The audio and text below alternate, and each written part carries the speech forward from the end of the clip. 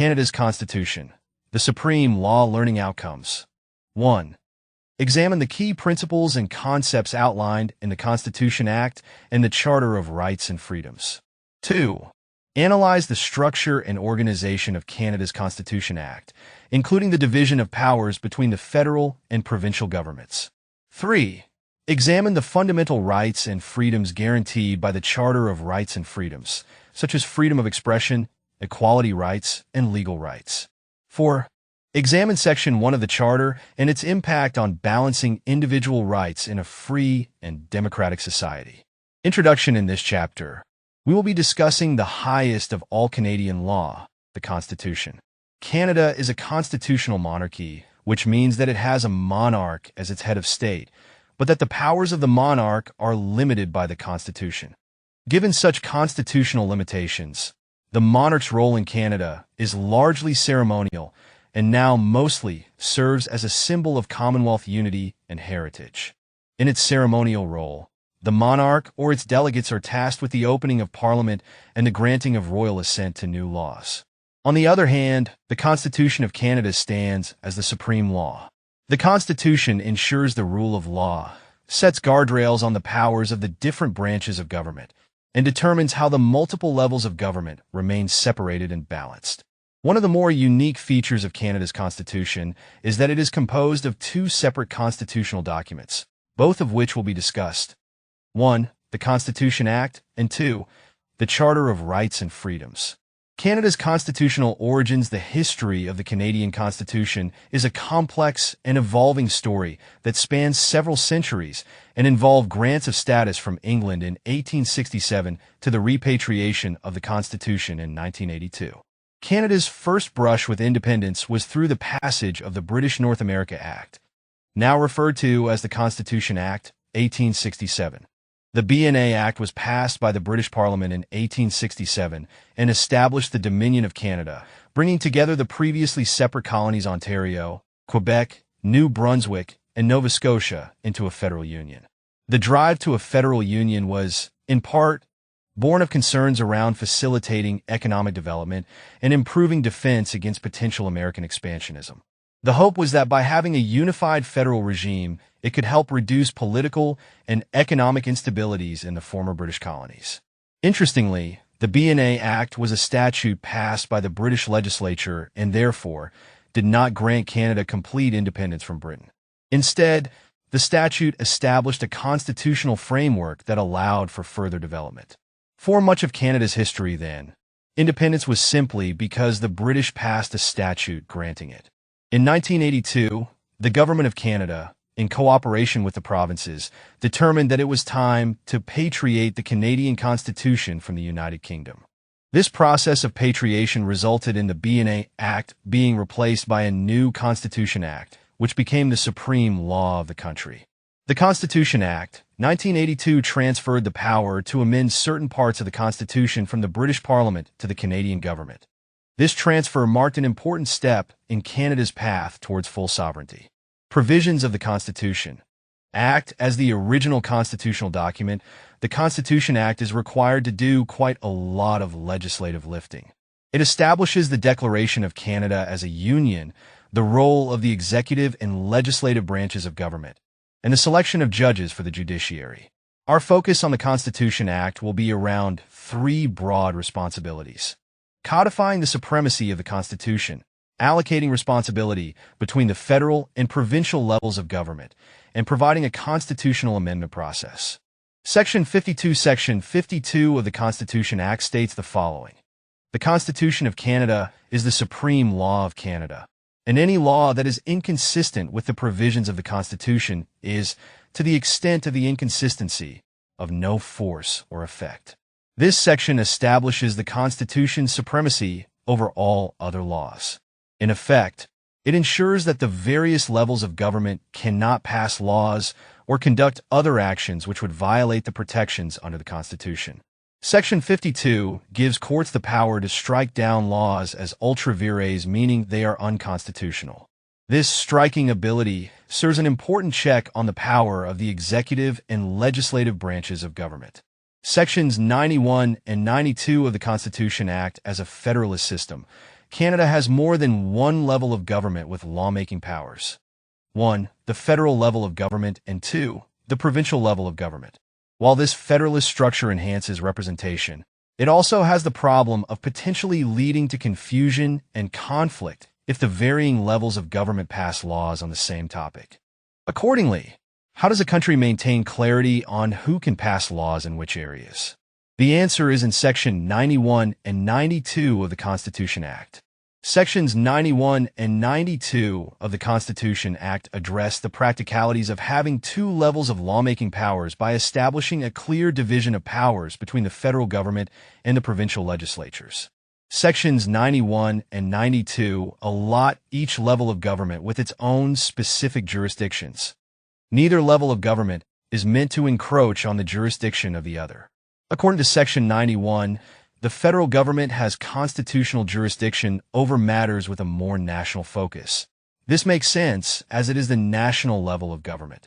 Under Section 91, the federal government has jurisdiction over things like the following: criminal law, navigation and shipping, regulation of trade and commerce, currency and coinage, taxation, banking, postal service, military and defense. In terms of provincial jurisdiction, Section 92 states a number of key areas that the provinces have lawmaking authority in, including, but not limited to, the following: hospitals, property and civil rights, municipal institutions, natural resources, local works and undertakings, incorporation of provincial companies, provincial courts, direct taxation within the province if either the federal or provincial governments attempted to legislate within any of the other's jurisdictional areas.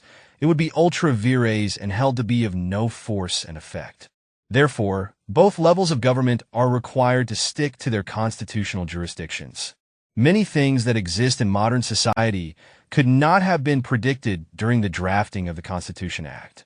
Accordingly, the Constitution Act created a residuary power to determine whether the federal or provincial governments would get authority in that new area. The residuary power is found in the preamble to Section 91, which states the federal parliament has the power to make laws for the peace, order, and good government of Canada in relation to all matters not coming within the classes of subjects by this act assigned exclusively to the legislatures of the provinces. This means that if there are jurisdictional areas which have not been specifically assigned to the provinces, then the federal level government has the constitutional authority over it. Sections 38 of the Constitution Act, it was predicted that the Constitution may, at certain points, need to evolve or be amended.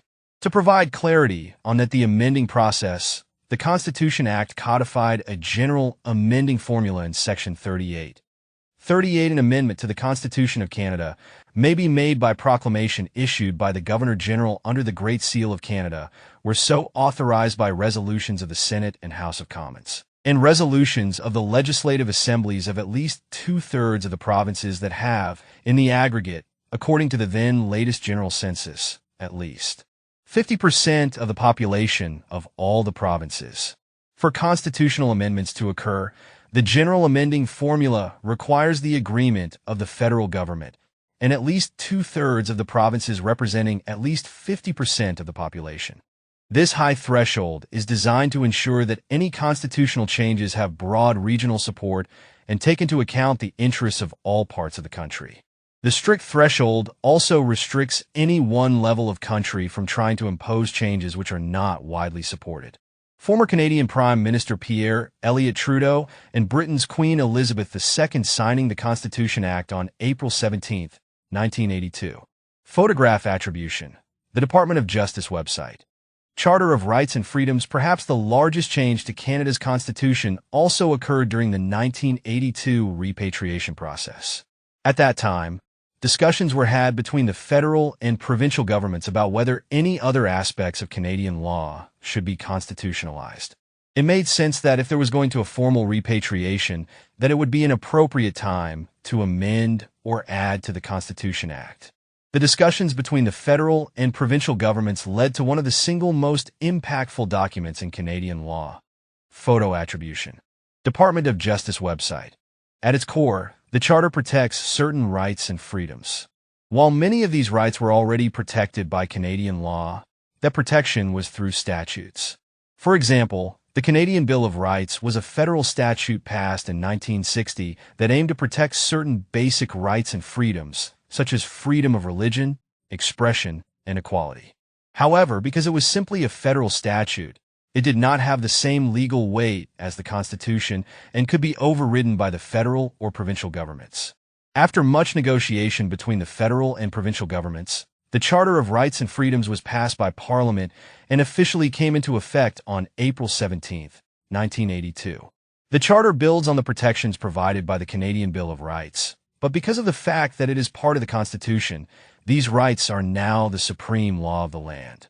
Therefore, a government cannot pass a law or conduct an action which violates an individual's charter rights.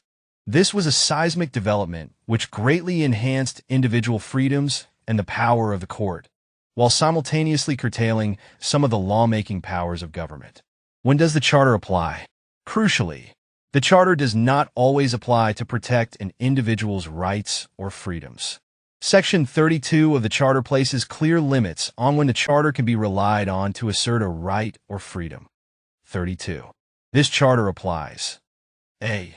To the Parliament and Government of Canada in respect of all matters within the authority of Parliament, including all matters relating to the Yukon Territory and Northwest Territories. And B. To the Legislature and Government of each province in respect of all matters within the authority of the Legislature of each province. What this means is that the rights and freedoms protected by the Charter, such as freedom of expression, equality, and the right to a fair trial, must be respected by all levels of government in Canada. However, this also means that the Charter can only be relied on when the government or a government actor is involved. An important restriction on the Charter is that it does not apply to private individuals, businesses, or organizations. Given that a private business is not bound to comply with the Charter and can freely violate its rights. For example, a private employer may be able to restrict an employee's freedom of expression in certain circumstances, but the government cannot do such an action without a valid and pressing reason. So how then does the law protect an individual's right to be treated equally or fairly by private organizations? By statute. Governments pass statutory laws which regulate the conduct of private businesses. Most notably, each province and territory have passed provincial human rights legislation to bar discrimination by private individuals and organizations. Myth-busting myth. My constitutional charter rights are always protected. Incorrect. There are a variety of ways in which you may not be entitled to charter protections. So, while the Charter is part of the supreme law, you may not even be entitled to assert those rights. 1. Your individual complaint does not involve the government. According to Section 32 of the Charter, in order to assert a charter right, the government needs to somehow be engaged. 2. The government may pass a law notwithstanding your individual rights and freedoms. Section 33 allows the government to pass a law which directly overrides your individual freedoms. 3. The rights in a reasonable society will trump your individual rights. Section 1 of the Charter states that all individual rights are subject to reasonable limits determined by what is fair and free in a democratic society. So long as it's reasonable in a free and democratic society, the government can constitutionally limit your rights. Summary of the Charter rights. The Charter guarantees certain political democratic rights of Canadian citizens and civil legal rights to everyone in Canada. Foundationally, the Charter is designed to protect individuals and groups from government actions that might discriminate against them or limit their freedoms in some important way. The Charter has a number of provisions that outline the rights and freedoms that are protected, including Section 2, Section 7, Section 8, Section 15. Some of those broad overviews are highlighted in an information circular created by the Government of Canada. Infographic reproduced from Department of Justice website. FOUNDATIONSOF CANADIANBUSINESSL a W37. While this circular provides a useful snapshot of the Charter rights, we will expand on the major Charter sections along with relevant cases below. Major sections of the Charter. Section 1. There is no more important section of the Charter than Section 1. Section 1 states as follows. The Canadian Charter of Rights and Freedoms guarantees the rights and freedoms set out in it subject only to such reasonable limits prescribed by law as can be demonstrably justified in a free and democratic society. Accordingly, Section 1 codifies that all the rights protected by the Charter are not unlimited and can be overruled or denied, if doing so is a reasonable limit in a free and democratic society. Ultimately, Section 1 of the Charter acknowledges that there may be situations where the government needs to limit certain rights in order to protect other important societal values. An example of this can be seen in the case of hate speech. The Charter guarantees freedom of expression, but the government can pass laws that prohibit hate speech because it can be argued that such speech harms marginalized groups and actually undermines the values of a free and democratic society. Therefore, Section 1 attempts to balance individual rights against the greater good of Canadian society. Section 1 can save a law from being struck down even when that law infringes a charter right. The determination of reasonable limits can often be challenging. One of the seminal cases dealing with Section R. v. Oakes attempts to craft a legal test to analyze whether limits on individual rights would be considered reasonable. The Oakes test, developed in the case, is now used to determine whether a limit on a charter right is reasonable and justifiable under Section 1. The Oakes test requires that the government demonstrate 1. That the limit is a pressing and substantial objective. 2. That the limit is rationally connected to the objective. 3. That the limit minimally impairs the right in question. And 4. That the benefits of the limit outweigh the deleterious effects on the right. Let's go back to our example of hate speech. Various levels of government have passed laws prohibiting hate speech. Such laws would seemingly violate an individual's freedom of expression. However, can Section 1 work to save those infringing laws? The government must demonstrate that the law in question has a pressing and substantial objective, which is to protect individuals and groups from harm caused by hate speech. The means used to achieve that objective is proportional to the ends, meaning the law must be tailored to achieve its objective in a way that is not overly restrictive of charter rights. Foundational Law, R.V. Oakes, 1 SCR 103. David Edwin Oakes was charged with possession of vials of cannabis resin in the form of hashish oil. He was arrested for possession. However, according to a provision of the Narcotic Control Act, Section 4, it was also possible to convict him of trafficking if that possession was proven.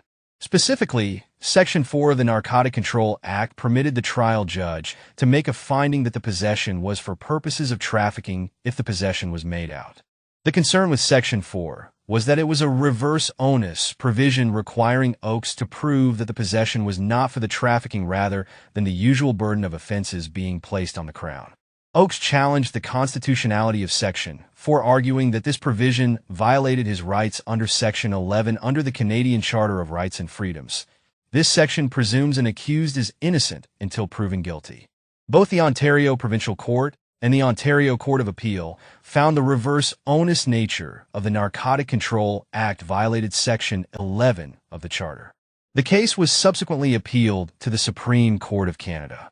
The SCC analyzed whether the limit on Oakes' charter rights through Section 11 could be justified under Section 1 of the Charter. The court acknowledged that the objective of combating drug abuse and maintaining public health and safety was pressing and substantial.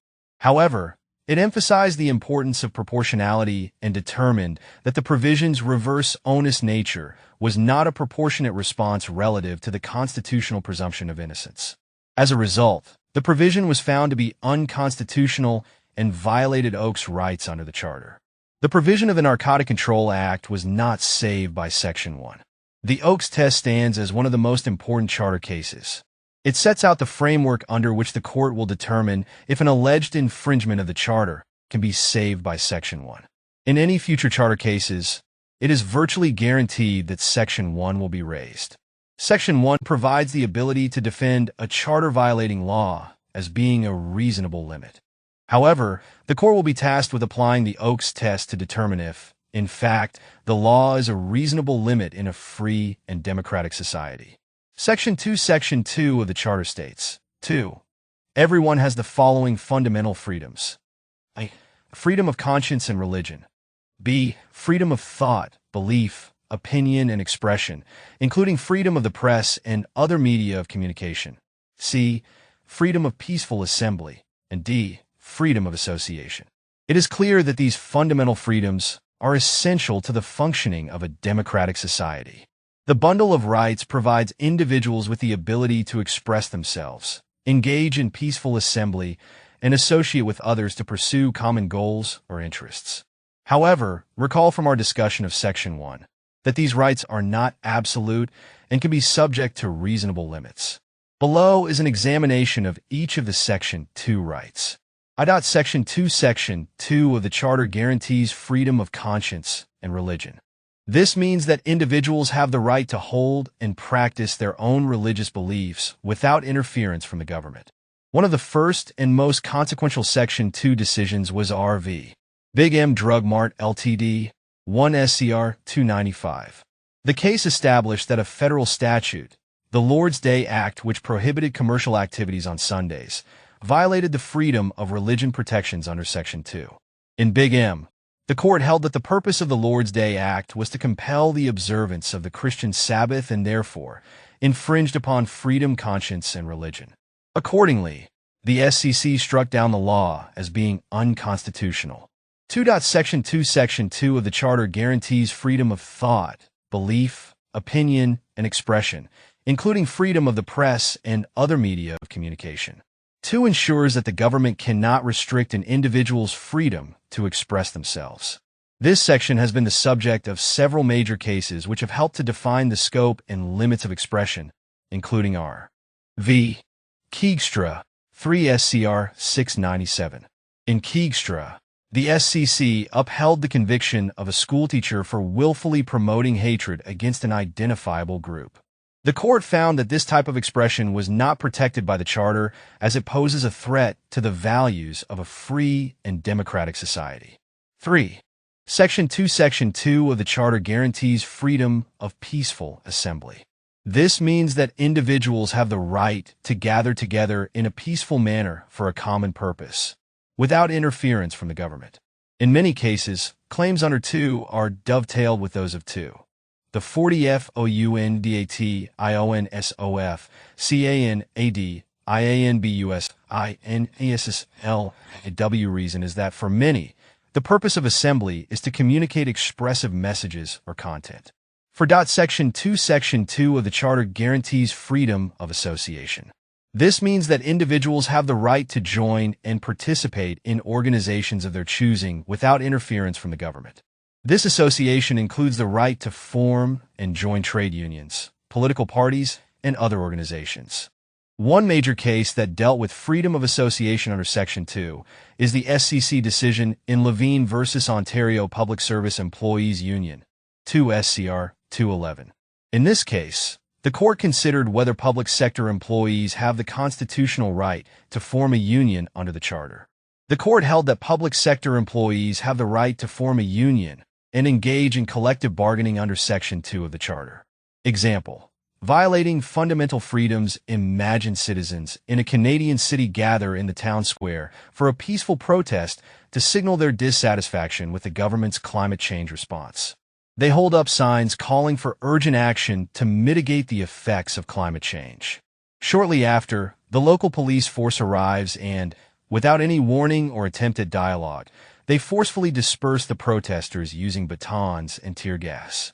The government's actions in this scenario would likely violate several of the fundamental freedoms. Section 2. By forcefully breaking up the peaceful climate change protest, the government is suppressing the expression of the protesters' beliefs, opinions, and concerns about climate change. The use of force prevents them from expressing their thoughts on a matter of public importance. Section 2.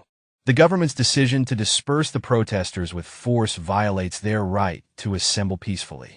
The protesters were not engaging in any violent or unlawful activities, and their gathering was intended to express their views and bring attention to an urgent issue.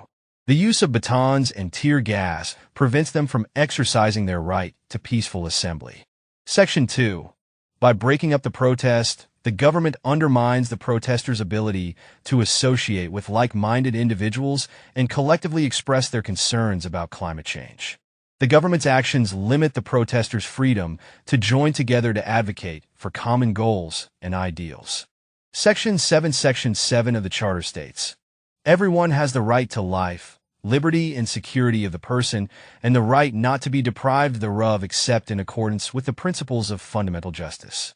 While perhaps not completely understood back in 1982, Section 7 has become one of the most important sections in the Charter for making creative and purposeful arguments. Ultimately, the section protects individuals from arbitrary state actions that infringe on their life, liberty, or security of the person, all of which are broad categories and can encapsulate multiple rights. Over time, Section 7 has had significant impacts. Its language deemed many government activities as unconstitutional, such as capital punishment, because everyone has the constitutional right to life. Capital punishment or the death penalty is unconstitutional. Therefore, the government could not impose the death penalty without violating Section 7. Medical assistance in dying. As mentioned in Chapter 1, Section 7 has been invoked in cases related to medical assistance in dying through the Carter v. Canada case. You'll recall that the SEC struck down the prohibition on medical assistance in dying, ruling that it infringed upon an individual's right to life, liberty, and security of the person. 1. Abortion. Section 7 has been used to challenge various criminal laws that impact personal autonomy, such as abortion. In the SEC case of R. v. Morgan Taylor, 1 SCR 30, the court struck down laws that restricted access to abortion, finding that they violated a woman's right to security of the person. Arbitrary detention. Section 7 requires that individuals cannot be deprived of their liberty except in accordance with the principles of fundamental justice. This provision has been invoked in cases challenging the legality of prolonged detention without trial and certain immigration detention practices. As you can see, Section 7 affords a high degree of flexibility in its meaning and has resulted in varying and wide-reaching constitutional challenges. Section 8 of the Charter states, "Everyone has the right to be secure against unreasonable search or seizure."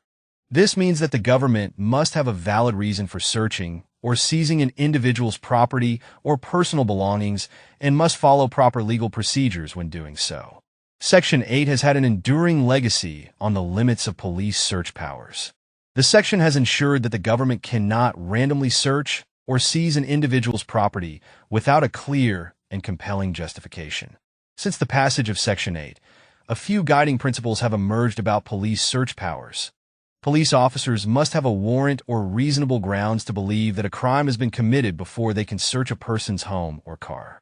Evidence obtained through an illegal search or seizure may not be used in court against the individual. It's important to note that Section 8 does not mean that individuals are immune to search or seizures. It means that there must be reasonable grounds for the search or seizure.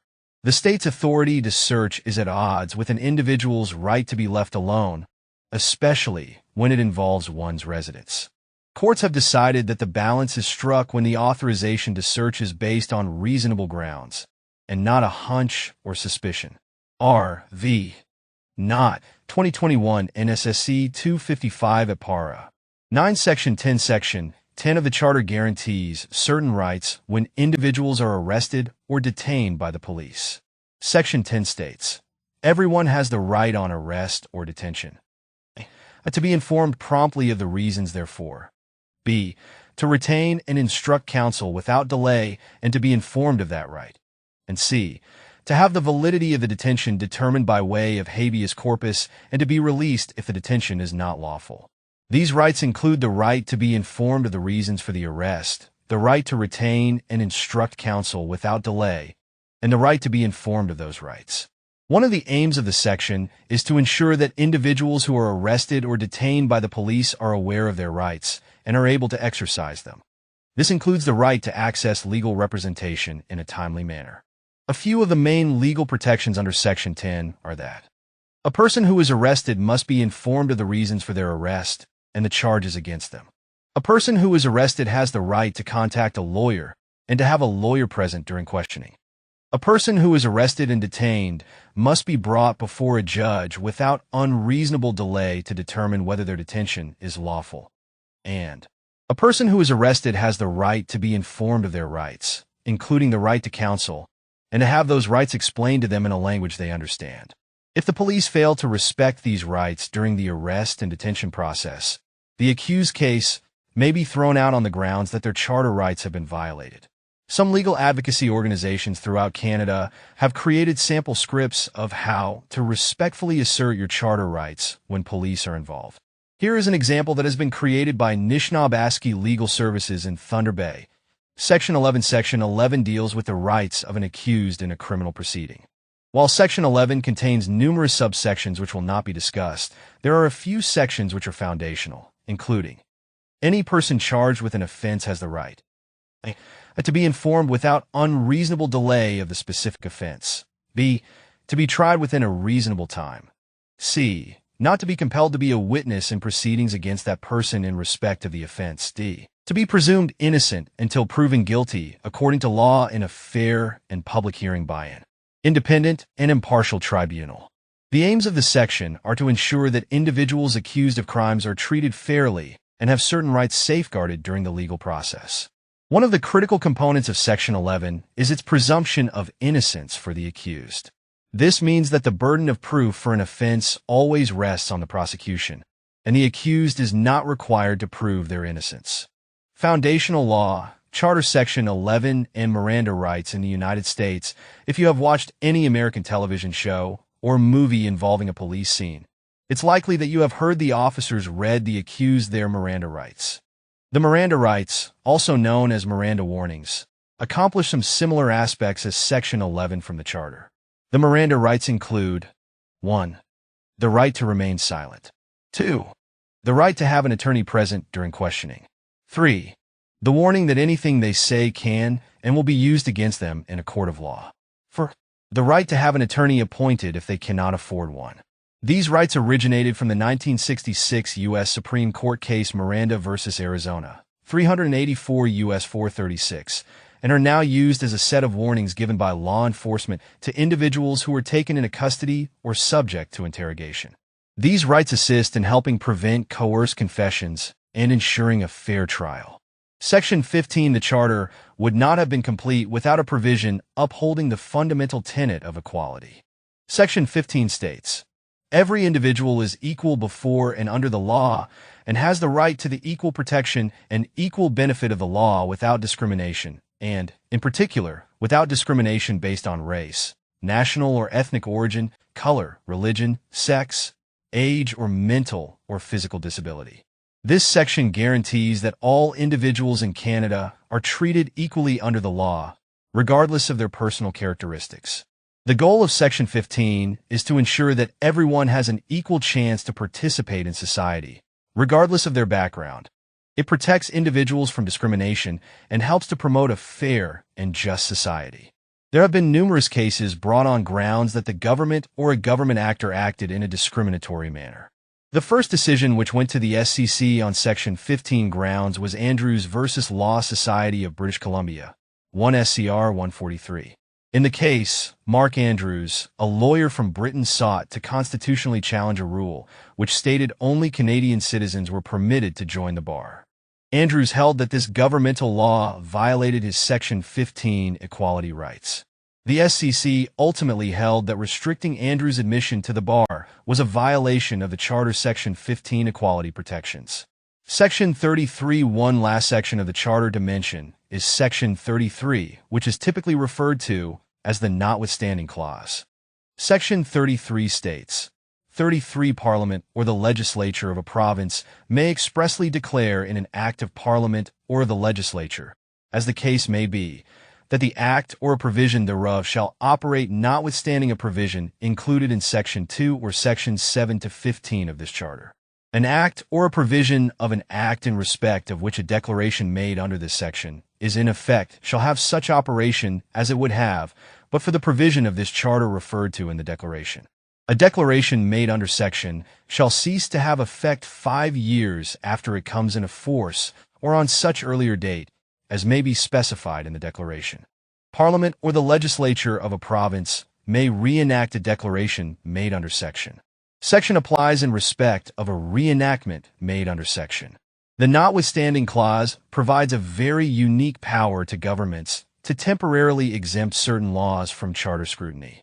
This clause allows governments, both at the federal and provincial levels, to enact legislation that will operate notwithstanding the rights and freedoms protected by the Charter.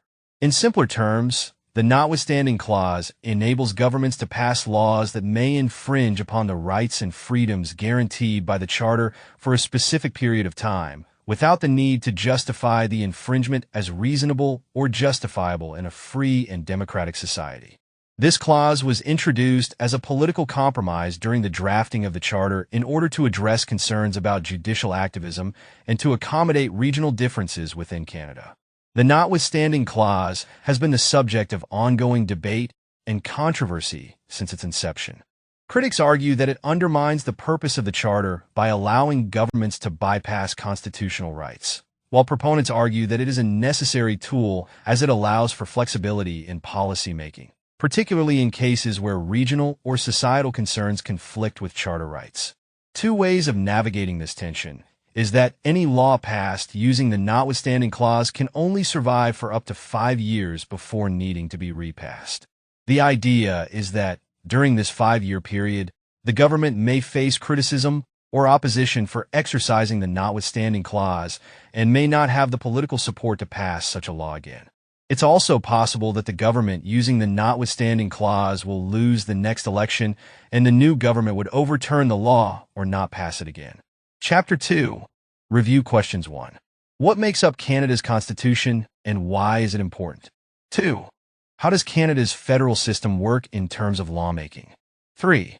What is the Charter of Rights and Freedoms and who does it protect? 4. Can the rights and freedoms guaranteed by the Charter ever be limited? 5. What are some examples of fundamental freedoms protected by Section 2 of the Charter? 6. How does Section 7 of the Charter protect the life, liberty, and security of the person? 7. What are some key rights protected by the Charter for individuals accused of crimes? 8. Does the Charter include a provision that allows governments to override some charter rights? Optional resource. Multiple choice quiz looking for 20 multiple quiz questions about Chapter 2. Click here to be taken to be a roster of chapter quizzes. Optional resource, Chapter 2 podcast.